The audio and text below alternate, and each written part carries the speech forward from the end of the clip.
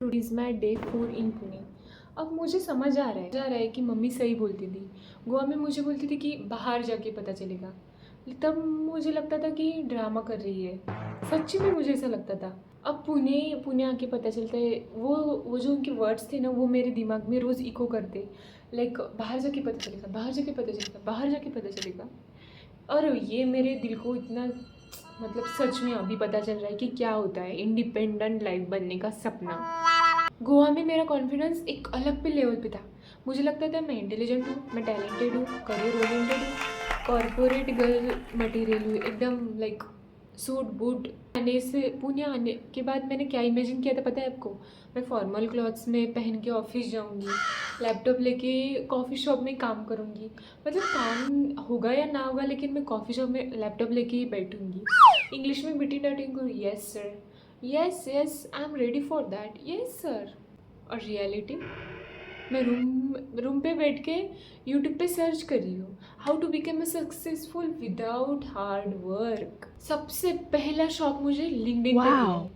जब भी मैं लिंक्डइन खोलती हूँ ना, मुझे पहले, मैं फुल कॉन्फिडेंस थी जब मैं लिंक्डइन खोलती थी पहले। तो तो मुझे सबसे पहले पहले रिक्रूटमेंट में दिखा कि नीड 5 ईयर एक्सपीरियंस। मैंने बोला इट्स ओके, पहला है तो ऐसा कुछ नहीं होगा। फिर बाद में भी वही वही सेम चीज़। दूसरे में नीड एडवांस स्किल, और तीसरे में नीड लीडरशिप क्वालिटीज़। भाई फ्रेशर्स हायर कर रहे हो या नेक्स्ट सीईओ ढूंढ रहे हो आप? यहाँ यहाँ पुणे के लोग बहुत प्रोडक्टिव है। मतलब एक दिन मैंने देखा कि एक बंदा रोड क्रॉस करते करते कोडिंग कर रहा है, दूसरा बंदा ऑटो में इंटरव्यू दे रहा था। मैं उसके पास रहती थी लिटरली, और वो फ़ोन पे देख रहा था, ऑनलाइन ऑनलाइन हैंड था उसका कुछ, और ऑनलाइन ही इंटरव्यू दे रहा था। और एक लड़की कैफ़े में बैठ के लैपटॉप पे इतना फास्ट टाइपिंग कर रही थी, मुझे लगा नासा हैक करी होगी शायद। और मैं चिप्स खाते खाते लाइफ डिसीजन रिग्रेट कर रही थी कि मैं पढ़ी क्यों आई। फिर मैंने डिसाइडेड किया इंडिपेंडेंट गर्ल बनूंगी। Wow! तो ठीक है, इंडिपेंडेंट है तो कुकिंग भी इंडिपेंडेंटली करनी होगी ना, बाहर जाके तो नहीं खा सकते। तो No. मैंने यूट्यूब पे आंटी बोल रही थी इस रेसिपी स्टार्ट की। यूट्यूब पे आंटी बोल रही थी इट्स वेरी इजी। मुझे तभी समझ आ गया था मेरा पहला एक्सपीरियंस देख के कि ये सिर्फ बनाने देखने के लिए इजी है, बनाने में इट्स वेरी डिफ़िकल्ट। तो जब भी कोई आंटी मुझे बोलती है, मैं जब भी सुनती हूँ ना कि इट्स वेरी इजी रेसिपी, तो एकदम से मेरा एक्सपीरियंस याद आ जाता है। और कैसे मैंने स्मोक हटाया था, कैसे मैंने खिड़कियाँ खोली थी, क्या क्या किया था मैंने, मुझे समझ में नहीं आ रहा। और जब भी कोई आंटी बोलेगी इट्स वेरी इजी रेसिपी, तो समझ जाओ तो मेरा फ्यूचर एकदम डार्क होने वाला है। तो मैंने उसको देख के फिर से मैंने एक बार डेयर किया बनाने की सब्ज़ी। तो ऑयल गर्म हुआ, और फिर सडनली मैंने एकदम अच्छे से डांस किया, क्योंकि उस ऑयल में पानी गिरा हुआ था। अभी मुझे तो ये सब नहीं पता कि उसमें पानी नहीं चाहिए, तो मैंने इतना अच्छा डांस किया। और वो जो मैंने उसमें ऑयल डाला था ना, उसमें भी बहुत अच्छा डांस किया। तो अगली बार जब भी ऐसा होगा ना, तो मैं गाना लगा के डांस करूँगी, मुझे क्या पता। फिर मुझे लगा किचन में इंडियन पाकिस्तान का वॉर हो गया। लाइक डांस भी वॉर भी, मुझे लगा अच्छा हुआ।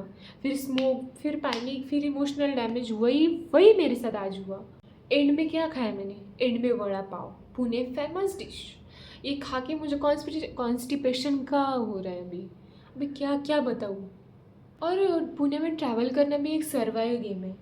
गूगल मैप बोलते हैं ओनली 2 मिनट्स वॉकिंग। 2 मिनट के चक्कर में मैंने इतनी चली हूँ, मेरा एंचेस्टर भी टायर्ड हो गया। और मैंने ऑटो रोका। भैया बोले भैया कितने लेंगे आप वहाँ तक जाने का? भैया बोले 150 रुपये, 150 रुपये। और शाम को सबसे डेंजरस पार्ट है मेरी लाइफ का, ये पेरेंट्स का कॉल।